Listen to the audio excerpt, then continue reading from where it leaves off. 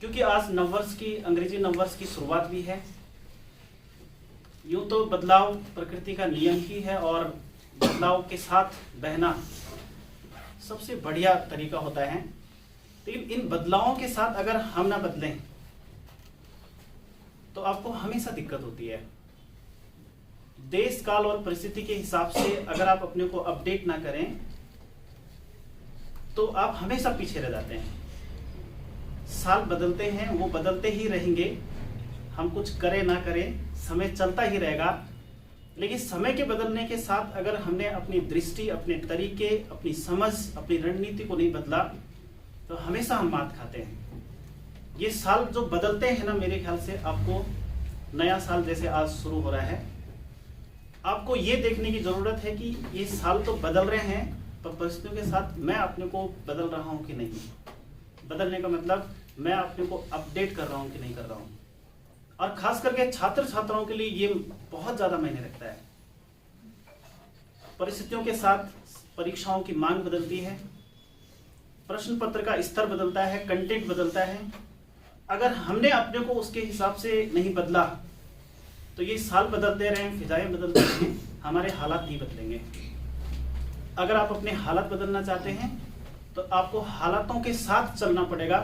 और by the way कई बार तो हालातों के आगे भी चलने की जरूरत पड़ती है। आपको पूर्वानुमान करना पड़ता है कि आने वाले साल में हालात कैसे होने वाले हैं। तो साल बदलना तब वाजिब है जब आप साल बदलने के साथ अपना भी आप पुनर्निरीक्षण करें कि क्या साल बदलने के साथ आप बदल रहे हैं कि नहीं बदल रहे हैं। आपका मोबाइल होता है, मोबाइल फोन होता है, उसको भी आपको समय समय पर अपडेट करना पड़ता है। अगर आप से अपडेट नहीं करेंगे और 2022 में आप 2019 का सॉफ्टवेयर चलाएंगे तो आप जानते हैं ना, वो प्रॉपर काम नहीं करता। कई फाइलों को वो सपोर्ट ही नहीं करता है। उसी तरह से हमारे लिए भी बहुत जरूरी है कि साल तो बदल रहे हैं लेकिन सालों के साथ हम अपने को अपडेट कर रहे हैं कि नहीं कर रहे हैं। आज क्योंकि नववर्ष का पहला दिन है तो मैं आपसे आग्रह करूंगा कि हर दिन, यूं तो हर दिन ही नया है, लेकिन कम से कम एक साल में अपने को अपडेट पर जरूर लगाएं ताकि हालात आपको न बदलें बल्कि आप हालात बदलने की काबिलियत रखें। तो क्योंकि आज हमारे बीच में बहुत ही विद्वान असिस्टेंट प्रोफेसर प्रवीण भट्ट जी हैं, हम इनसे अनुभव और ज्ञान अर्जित करना चाहेंगे। मुकुल बडोनी जी, मैं आपको बता रहा था कि शब्दों में इन लोगों की तारीफें नहीं की जा सकती हैं, क्योंकि एक होता है अपना पेट भरना, एक होता है अपने पेट भरने के साथ साथ कुछ ऐसा कर गुजरना कि समाज के लिए मिसाल बने। आज मेरा सौभाग्य है कि मेरी दोनों तरफ ऐसी मिसाल बैठी हैं। आज हम आप दोनों से अनुभव अर्जित करना चाहेंगे, ज्ञान अर्जित करना चाहेंगे। निसंदेह आपको भी लाभ होगा। इन्हीं शब्दों के साथ अपने दोनों मेहमानों का और आप सबका एक बार पुनः स्वागत।